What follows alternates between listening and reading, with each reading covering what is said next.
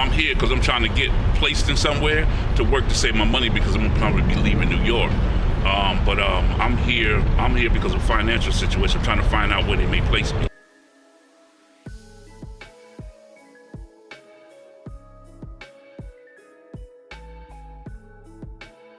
Previously, I talked about, when I was left Shorty crib upstate, I went straight to the Bronx to stay with my man. Now, this was my man since 2011. We went to Job Corps together, first Job Corps. I watched him achieve everything.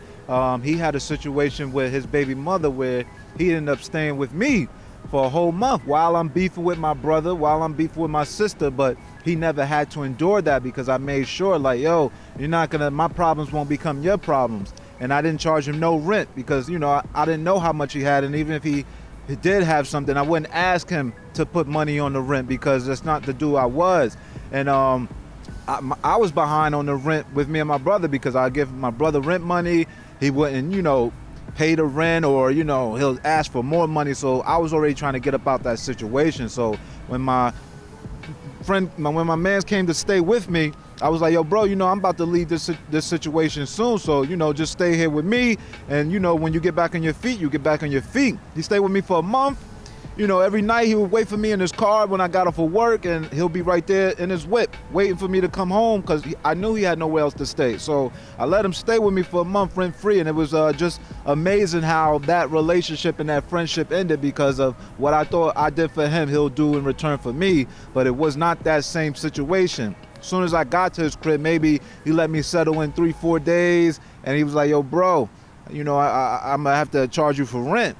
And I was like, how much you looking to charge me? He said, how much you looking to pay? I said, bro, I just gave Shorty money for rent, so I really don't have much. So he was like, as soon as you can get that bread up, I'm gonna need you to put that towards the rent. So at this time, it was me staying there. It was a 2-bedroom apartment that he had. It was me, his sister, his brother, and him, and including him.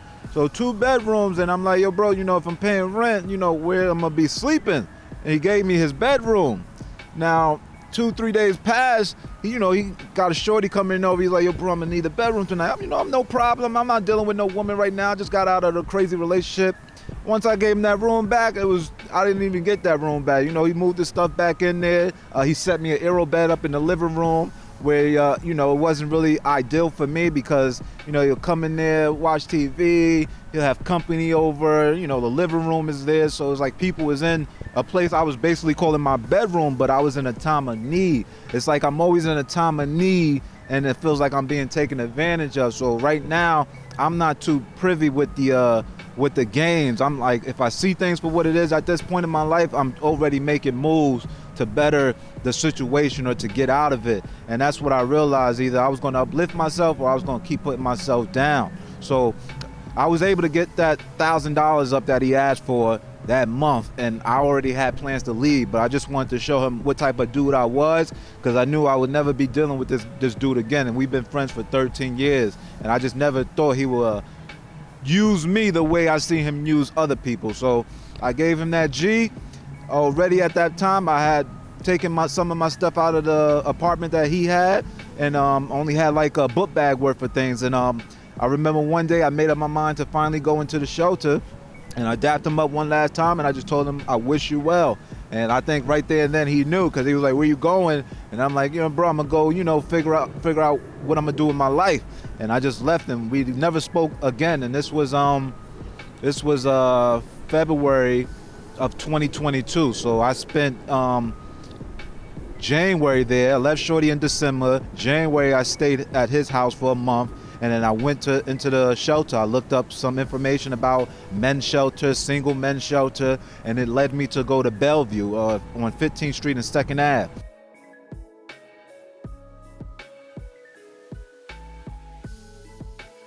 What I did was I just took a small book bag, looked up how to get assessment into the shelter system for single men, went to Bellevue, downtown, Midtown, 15th Street, 2nd Ave. That process I did at night. Now, when I was going through all this stuff, it was taken into consideration. It's snowing. It was blizzard at this time in New York City. One of the last great blizzards we had was in 2021, that winter of 2021. So it was a lot of snow, and I was moving in the night, so everything was so dark for me, but it was likened to how I was feeling. I was feeling real low and real dark, so it was like the perfect time for me to go through this. So when I went to this assessment shelter, I made sure I had all my documents on board. I had my social security, my birth certificate, my papers, my pay stub. These are just things that I knew I needed to make the process go a little bit quicker.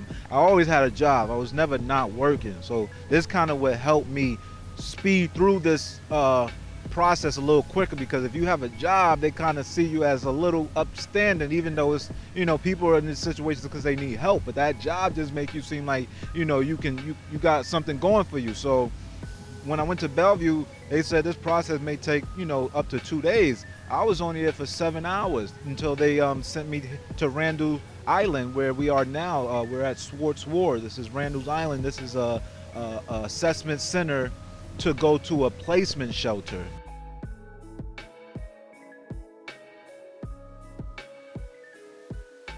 So yeah, when I went to Randalls Island, it was a home away from home, because I grew up in Harlem, and the way to get to Randalls Island is taking the 35 bus from Lexington. And you know how Lexington is, it's a highly infested drug area. A lot of people are addicted to drugs, crime ridden. So just taking the bus there was very depressing, because I'm on the bus with everybody that I seen on Lexington, doped out, selling drugs, dudes who, just coming out of jail. So as I'm taking this bus ride, I don't know what to prepare for, but I have a pessimistic mindset.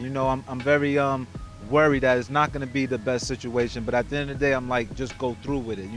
There's no other way to turn. There's no other option I had but to go through with it. And it kind of made me stronger in the sense that I got to deal with different individuals in this little bit of time that I was at this island. So when I arrived that night, I get through, they assessing me through, it's a metal detector that you got to go through. So when I went through it, it started beeping, and right there, the guards was very apprehensive, like, oh, you don't have nothing on you. But I forgot that I had a metal belt on me. But the way they were responding to the detector going off was like, oh, this place may be a highly infested area with weapons, because a lot of people was going through there. They was sneaking things through. They was smuggling weapons, they were smuggling stems, they were smuggling drugs. So you had to get thoroughly checked, meaning, I think some of this stuff was illegal what they was doing, but it is government facility. It was making us take off our boots.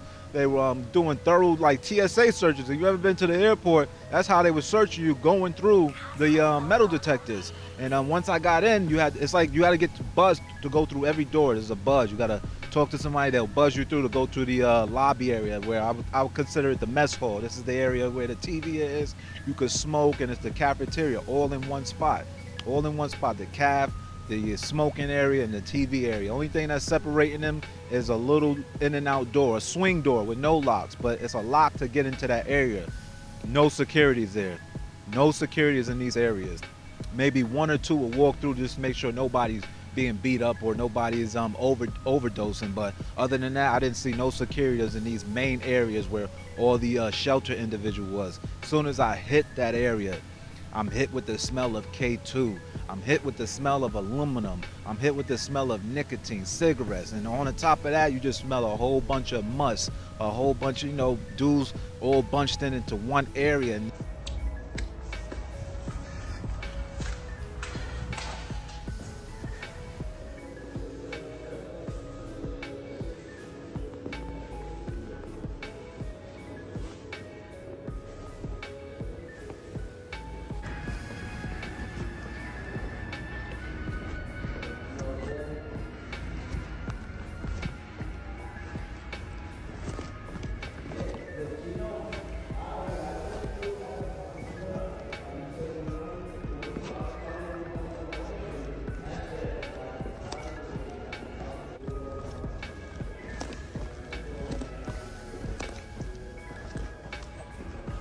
And the clothes that I was wearing in that time, I threw them away.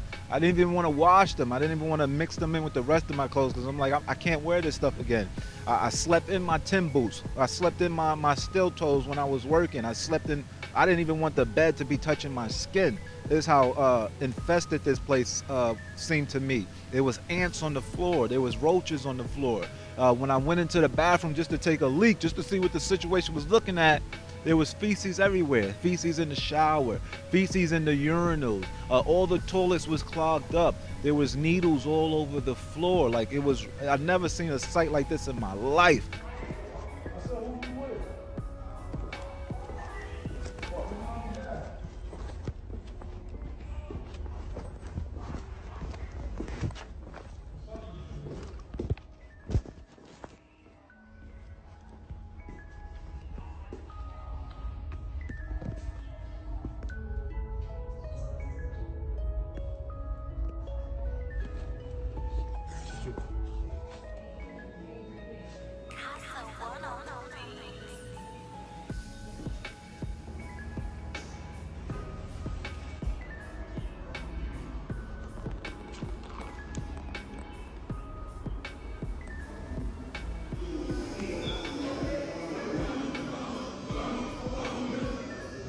Like I've never been to, any corrections facility. I never dealt with anything in my life like this. Not to say that I was sheltered, but it was like, it was a shock to me. It was a shell shock. I'm still dealing with it today where I'm like, I don't want to see nothing like that again. That's why I try to hold on to my spot to where I am now, because the shelter system is a interchangeable door. They're getting rid of people for petty things just to bring in more individuals who are even American citizens, if you get what I mean.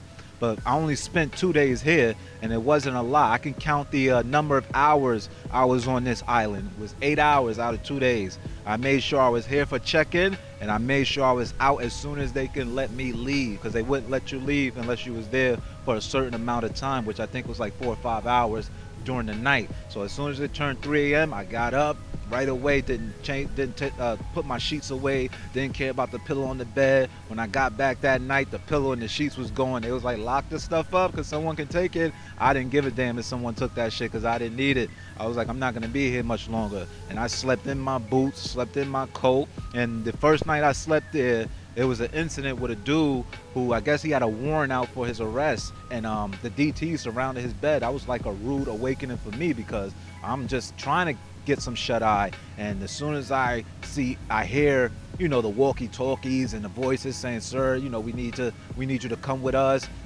We have a warrant out for your arrest. And this guy, he was very irate. He did not want to leave with them, but trust and believe, they carry his ass up out of there by his feet and his hands. All 4 officers each had a leg, and 2 had his arms, and they carry his ass out of there very roughly and aggressive. And I believe they did that because they knew these were the bottom of bottoms. Nobody cared about these people. No one would report these incidents. Most of these dudes are convicted felons anyway, so they just treated them how they wanted to treat them. And that actually inspired me to take up criminal justice and see how people should get treated, because you understand, most people here, they have mental illnesses. Even though they had hard times and they made bad mistakes, most of them are dealing with trauma and mental illness and drug abuse. And the system that so-called helps people for human services are not really tending to the services of the individual that they're dealing with, but they're dealing with them in a colloquial stance. They're dealing with them in a wide variety, that if they don't listen, they don't do this is how they're going to be disciplined, and it's actually not helping no one. So how was the sleeping situation? What, like, is it dorm, like jail, or what? So, I never been to jail, but this is the closest I ever seen. It's like as soon as you walk in, there's beds lined up, about 10 beds on each cube side. They're all in rectangle form. So how this is all set, there's 10 beds going to your left, 10 beds going to your right. You got a sheet, a pillow, and on top of the beds there's a little shelf where you can put your belongings. I'm not leaving none of my belongings out so that they could get snatched and grabbed. And they give you a little locker box connected to your bed with an already pre-made pin that you will use. So if you did get your belongings locked inside, they can help you get them out. So these were locks that they gave us. I didn't have anything there. I had a book bag with just a small couple of items that I thought I would be, showering, changing clothes. But once I seen the condition of the bathrooms, I did not take a shower there. I did not even use the bathroom there. I would leave at 4 a.m. in the morning to go to Planet Fitness because I still had a membership, and I would shower there. I would use the bathroom there, even though those are not the best condition bathrooms to use, they were much better than what I was seeing at Randalls Island. And they were set up in cubicles. You had maybe 4 or 7 cubes to a room, but in the hallway there's about a whole nother dorm. They're really dorms. They're dorms. There's 7 to 8 dorms, and there's 40 beds in each dorm. There's a long hallway that you'll see in the depictions of the videos. What would happen if somebody had a fight in there? Like, dudes be in there fighting and get you out of there if you have a fight or what? I didn't stay long to see anything like that, but I'll tell you one thing. During the night, there's a lot of chattering. There's a lot of arguing at night, and the guards were not there. Like I said, the guards left you alone. They were not in the areas where we slept at, and that became a security hazard because dudes will go in the bathroom. You'll hear, the music start to play. You'll hear the scuffling. You'll hear the hand smacking. You'll hear dudes grunting. But, I'm not getting up to see that joint. And this is all happening at the wee hours of the night. And I'm telling you, the first night I was there, the DTs pull up. It was detectives that was there. So this happened maybe 2 a.m., 3 a.m., where dudes was maybe fighting, arguing. And then once the detectives came, that whole dorm was quiet. Everybody was quiet as a mouse. And the second night I was there, I wasn't there for long because when I got there at 9 p.m. and maybe 2 hours later, someone came to get me and said, "Oh, you've been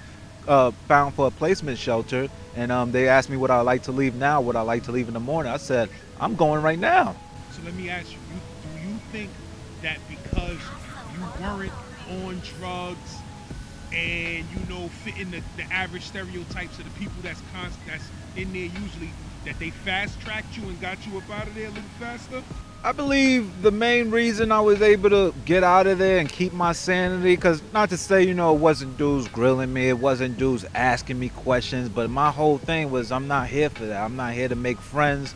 I'm not here to stay. I'm not here for a long time. I'm here for a short time. And I think that all to the glory of God, to be honest. I think God protected me. He watched over me. He put his arms over me to make sure that I stand out from the rest of everybody. I always had good mannerism. No matter how I seen them treat other people, I wasn't going to allow them to treat me that way. If I do unto others what I would want do unto me, I was going to get that same treatment back. Even though I was in the midst of, the delinquents, the people who people forgot about. If you're in a homeless shelter, they think the worst about you, so they try to treat you that way. But the way I carry myself, it's like the respect came along with it. So they was always keeping an eye out on me, like, hey, make sure you do your medical, because you only can leave this island if you get your medical check, and they deem you to be sane, because that's the thing. You have to take psychological evaluations on each of these centers you go to, and that's what keeps a lot of these people here for a long time, is that psychological evaluation. If they don't deem you to be fit to go to a shelter,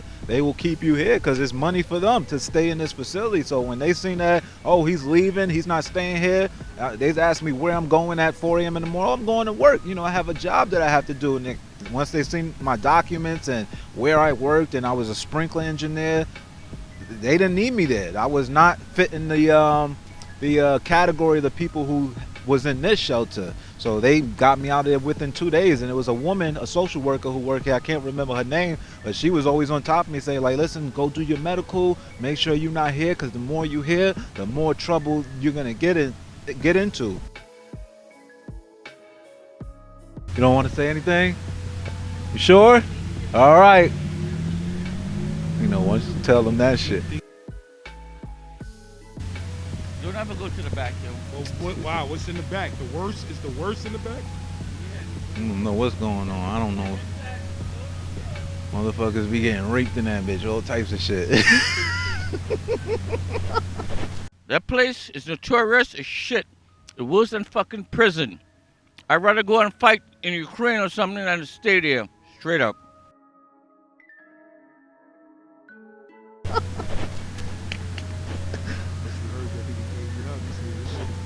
Prison, yeah. He said he'd rather serve in Ukraine than be in there. I told you, bro, God was watching me. He said, my son is in there. I gotta keep him safe. I was only there for 2 days, bro. And I already told you, I heard one night dudes fighting in the bathroom. The music started playing. What else? The boys that came through, that was the only time there was some order when the cops was there. And yeah, this is a very bad place, bro. This place got horror stories.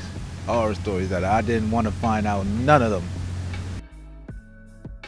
Okay, the atmosphere in here, I'm really not familiar with today, with how it is right now. But I remember back in the day, it was hectic. They used to, I don't know why, but they used to have a bridge over there. They used to throw niggas off the bridge over there. I don't know for what, they used to rob people. I don't really know how it is real, like I said now, because I'm trying to get myself situated, stay on my feet or what have you. I really don't know how it is now, and I really don't, I'm not familiar with the K2.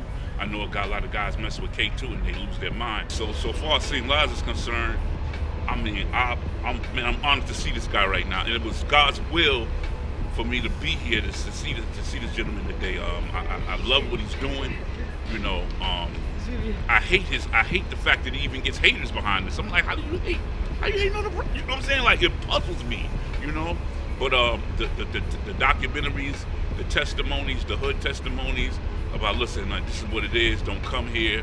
You know what I'm saying? Awesome, man. Like I said, I went as far as Rikers Island. I know, matter of fact, when I went to Rikers Island, they was flying niggas up to Cape Vincent on that airplane. I flew on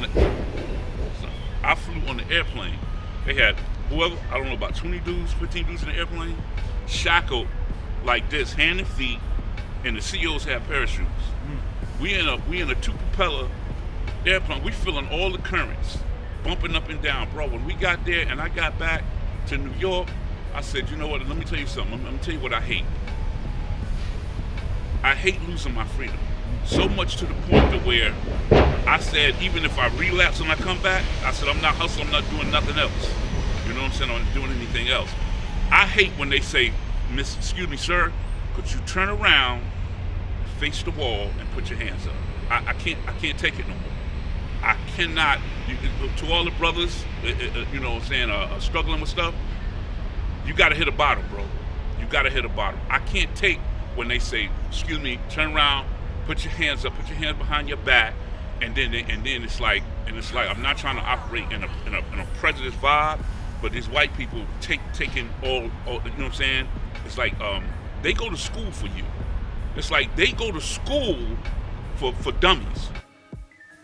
It's an honor to meet this brother here. Oh my God, wow. I follow him, check out his stuff, and it's awesome. God is good. And gentlemen, let's straighten up, man. Let's come together, man, and let's break these cycles, man. Let's break them. Prayer is powerful. That's how I do it, by the power of God. Amen. Amen. Wow, bro. What percentage of dudes in that place would you think was like you? Well, what I could say from what I saw, it was only the people who got up those mornings to get out of there as soon as possible. The ones that I saw lingering in the lobby, the smoke vestibule, the cafeteria, trying to spend as much time as they wanted in this place, are the ones that were majority of the people who wanted to be here. I only saw maybe 2 or 3 people other than myself who will walk this long road at 3 a.m., 4 a.m. in the morning to wait for the bus that only arrived every 30 minutes to get off this island, because this is hell. This island, this shelter, this facility, it is hell inside of here. Nobody with their right mind will want to stay here for long, because it would literally drive you insane to be here amongst the people and the staff that was here. The staff was worse than the people was here, because they was abusing their authority. Staff, you could see, will go places where no other staff will go because they know it was a danger or it was a risk situation, but they will go there because they was meddling and dealing whatever dues they were doing. You could tell that this was not a place that had any right authority. So this is not somewhere I wanted to be, or those 3 people wanted to be. And it was maybe 2 other black guys, really stand-up dudes. I would say good morning to. We would walk this long road, we would get on the bus with each other, and we'll say, have the best day you can have. How many of the people in there would you say was black? Oh, mostly all. Maybe 2 or 3 white people, a lot of Hispanics, but you could tell they was American Hispanics because, they had the lingo, they spoke the hood Ebonics, but most were black. Most were black men.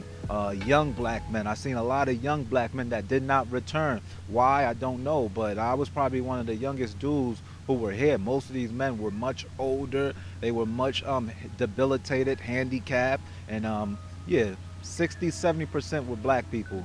Two white people maybe. The rest was Hispanics.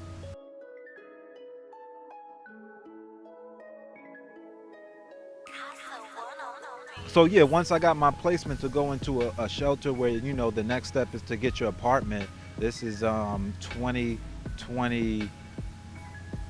Yeah, we're in 2022. I stay here in January, in the middle of January. In February, I got sent to a placement shelter in the Bronx on a exterior. And once I got there, it was much better than what I've been seeing so far in the system. Like, it looks like a place that I didn't mind being, but you never really know the totality of a place once you start dealing with the staff, because the staff is what really makes the facilities run either in a good way or in the worst way it can be. And the time I got there, it was a couple of staff that were pretty decent. Like, the RAs, they were decent. You had a couple of counselors who were decent, but there's a revolving door in these shelters with staff. Some get transferred to other facilities and they try to raise up new staff members. And when I was there for those 2-3 months in the beginning, I guess they was trying to, accommodate me, give me a little hospitality, but all that came to an end once I started staying there a little bit more and seeing, what they would try to do to get people to get out of the shelter. They would tell you have to leave the shelters at 9 a.m. in the morning, and you can't come back till 5 p.m. And I guess that's a whole shift, which was cool with me because at the time I'm in college. I'm going to work, so I'm out today. I'm outside for 11 to 13 hours, but I would like to come back, to use the bathroom or to even, shower and They don't allow you to come back into the shelter till now. Even till right now, they do not allow you to come back into the shelter unless you have a late pass or a pass from your counselors, and those are far in between. They do not give those out unless you're old and handicapped, where you can't be outside all day because it's a health risk. That's the only way they can get you to stay in there or to get in your room. But that's a whole setup in the system, because when you go get these PA cases, they want to know if you're an able body, and if you say you're an able body, they want you out that door at 9 a.m. in the morning, and you can't come back till 5 p.m. So the same dudes, the same way people want to get out of the streets and get into a warm bed and stay somewhere that's safe, they're forcing them right back into the streets, because the counselors is only there from 8 to 6 p.m. So think about it. If they get there at 8 a.m., they not seeing no one that early to work on a case, and you only could get seen by your counselor unless you make an appointment with your counselor. So these counselors are free from 9 to 5 doing absolutely nothing. Yeah, so I never really had a problem leaving the shelter when I got to the Bronx, when they wanted us to leave, which was from 9 to 5, because those are the hours I'm usually either in school or working. So it's never a problem for me until, you have those little, situations where you're like, oh, I want to shower, or maybe it's a day I don't work and I want to go to the gym and I want to get my gym clothes. You have to go sign in, you have to talk to a guard, and the guard will relay you to an RA just to let you into your room, which to me was absurd, because I'm like, if this is a shelter and you're supposed to be helping people, why are you forcing them out into the streets where that's where they're trying to get to? So immediately I brought that to a halt. I ended up contacting the director of DHS and letting them know about this, and soon that put a target on my back, but it kind of eased the micro managing of what they was trying to do to each and every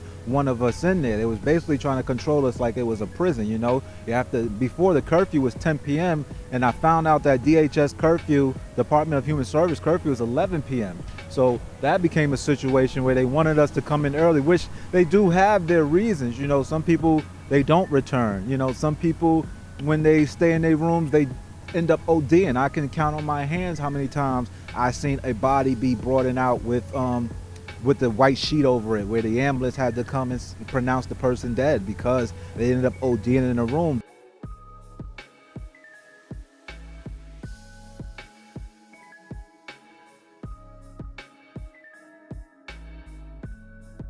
this all goes to the staff. The staff doesn't do room checks when they're supposed to, but they will do a room check at the middle of the night when you're sleeping to see if you're up or not. Why? I can't tell you why, but there's been many times staff will come into the room when I'm sleeping 2, 3 a.m. in the morning with no lights on, walking around saying my name to see if I'm up or not. And I'm like, what's the whole point of that? I'm a light sleeper, so I'm just like, what do you want?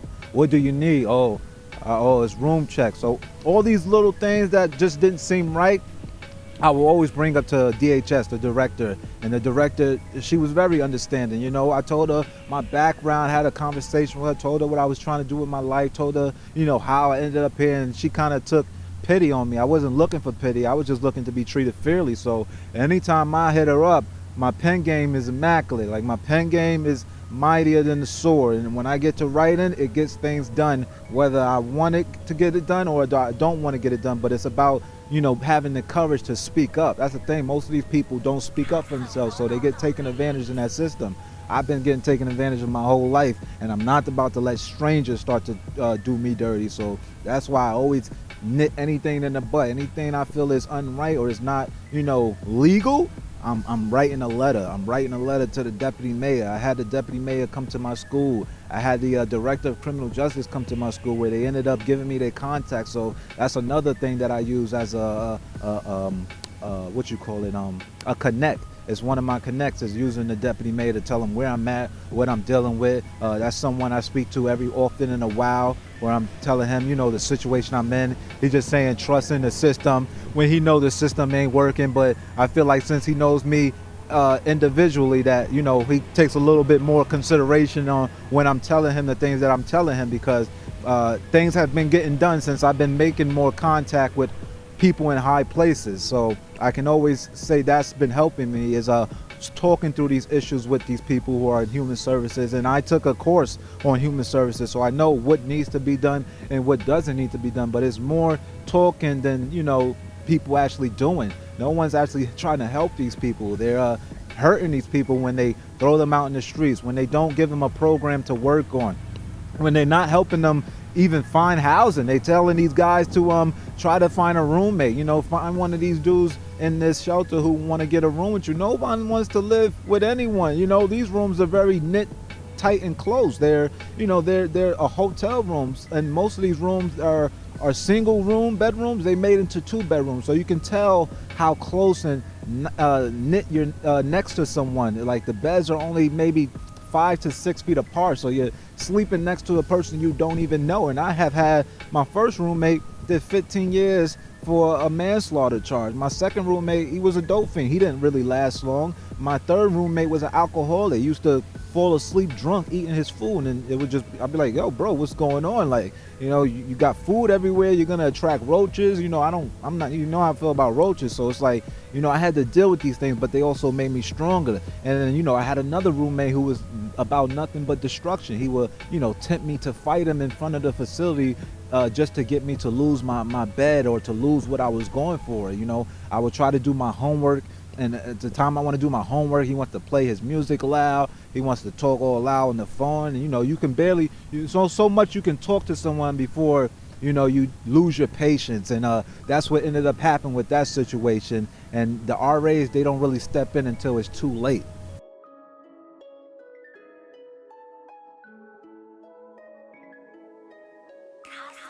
So, yeah, it was just a lot of things they were doing in the shelter that was illegal to my standards of what human service should be providing for people. The policies that they implement were very strenuous on people who work, like myself, you know, with the whole breakfast, lunch, and dinner. Mind you, they want you out of there by 9 a.m. So breakfast is from 8:30 to 9. That's 30 minutes you get to get food, shower, and get out the building. So I would never eat there. I have never had a meal in the shelter. Lucky for me, I'm able to hold down a good job, but I'm able also to budget my money. So I don't need much to get through the day.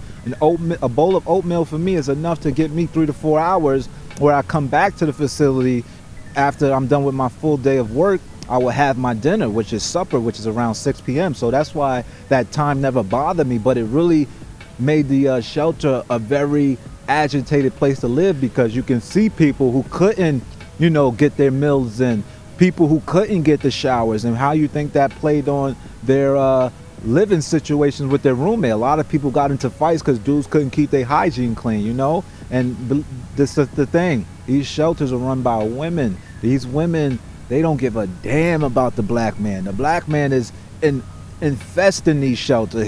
He's the one mostly going through the shelter system. So when they see the black man, they seeing someone who's less than them, and to them, you gotta really kiss their ass to get what you need.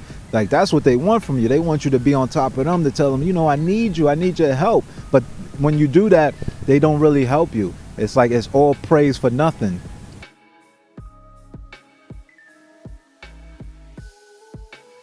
You know, it's the staff that really makes that a very hard place to be, especially with the revolving doors of staff. They bring in new staff every 2 to 3 months, where when they do that, they implement new protocols that they telling these staff that they have to enforce. And the staff don't know that they're enforcing things that, you know, goes against Human Services, Department of Human Services protocol. Most of the rules they have in there are policies. They're not laws that the Human Services Department abides by. And you can look all this information up on the penal laws of New York City. There are housing laws that the DHS has to go by, and every time I'm in that penal law book, I'm telling them, you can't be doing this. You can't be telling people they have to stay out this amount of time for a day when this is where they come to live. You know, that's literally illegal, but they're still doing this because it becomes an issue of safety. They rather let the safety go abroad, where they don't take care of the situation at hand, so they can implement a new policy that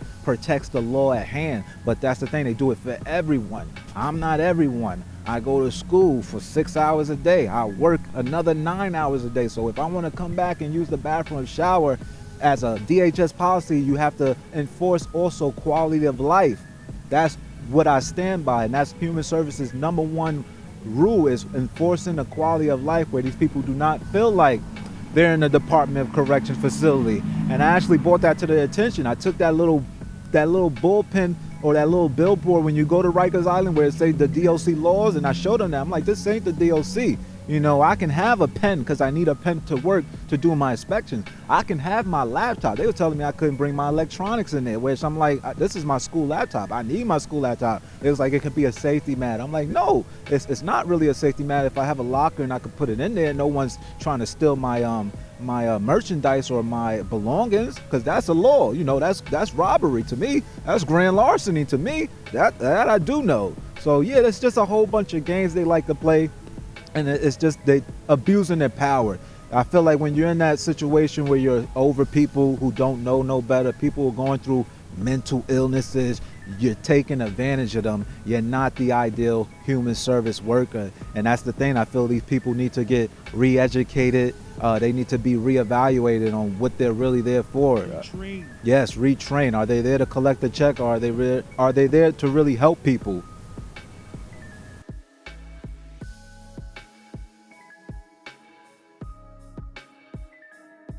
The reason it feels like it's a dead end in the shelter is because it's very hard right now for men, especially black men, to obtain a PA case, which is a public assistant case. You know, there's certain criteria and requirements that you have to reach. And if you're a person like myself in school, like, it's like I'm not the ideal person they expect to be in there. Someone who's in school, someone who has a really good job. I do sprinkler systems for my job. I'm a sprinkler engineer. You know, I have a plumbing certificate that I obtained from Job Corps. So when I first got there, they told me, oh, you make too much to afford a voucher, which puzzled me, because I'm like, how I make too much to afford a voucher, but I don't make enough to live in an apartment by myself.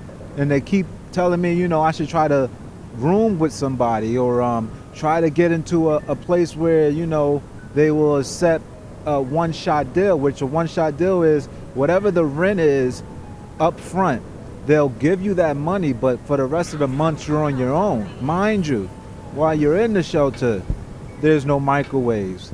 There's only one microwave, and you know how that goes. Imagine sharing one microwave for over 400 men in one hotel. So you know how that is. It's disgusting. It's nasty. It's never clean. Sometimes it blows out because dudes is cooking things that they shouldn't be cooking in there. So you can't always use that microwave. And I already told you about the food situation. They will have food for you, but you know it's not always warm. It's not always hot. So you're getting food that you have to reheat. And I'm not even there on the hours that they give lunch or breakfast out. I'm there for dinner, but at the same time, everyone's there for dinner. The whole place is crowded for everybody trying to get their food. So if I can ease my way and get me my own food, I'm fine with that. But now they have a new DHS policy where you can't bring outside food into the shelter.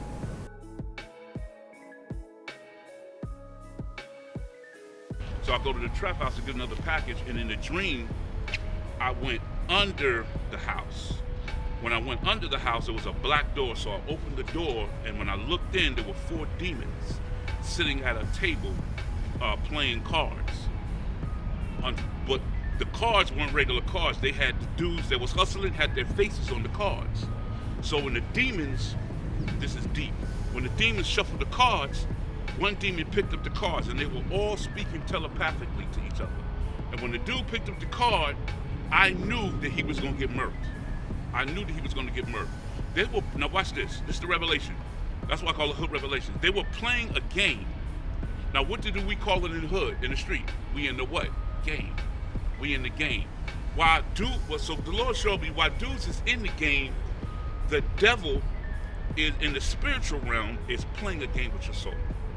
You done broke, now watch this, you done broke past the conscious, your rule. You know, you ever do something and your conscience say, don't do that, and you don't do it.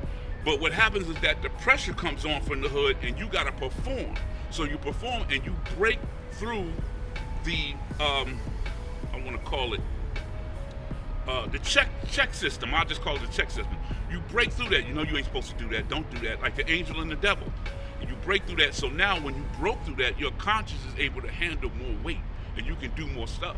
So anyway, these demons was playing this game and they hold the card up and the dude would get murked out. And I didn't really understand the revelation of it. The Lord showed me wherever there's a drug operation or a gang operation, there is a demonic headquarters that really calls the shots, that really orders the shots. A lot of guys say, oh, my hood is this, my hood is that, my hood is no.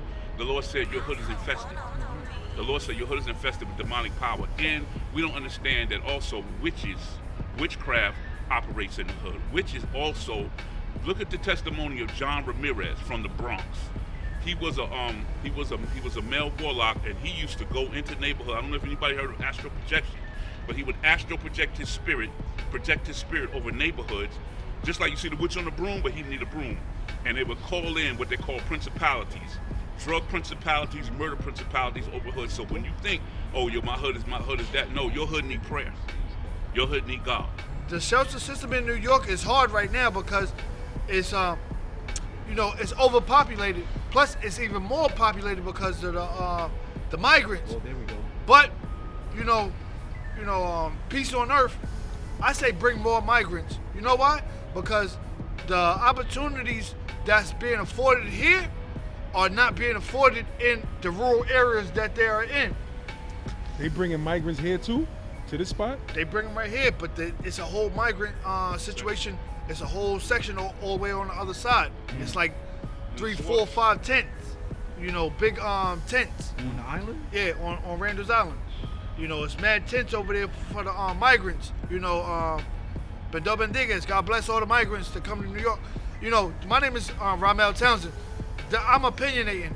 I could be wrong, I could be right. I say bring more migrants. You know why? Because we have a more of an understanding of administration and civilization. Where these people are coming from, they're in rural areas, pitch black. It's not really, it's civilization, but they be in huts. If we could bring them to breakfast, lunch, and dinner at a shelter, fuck it, bring them. I say bring them, because we have a lot of more opportunities in the middle of the city than they would have on the side of the highway. You dig what I'm saying? So just bring them. My name is Kenneth Ramel Townsend, and this for DHS.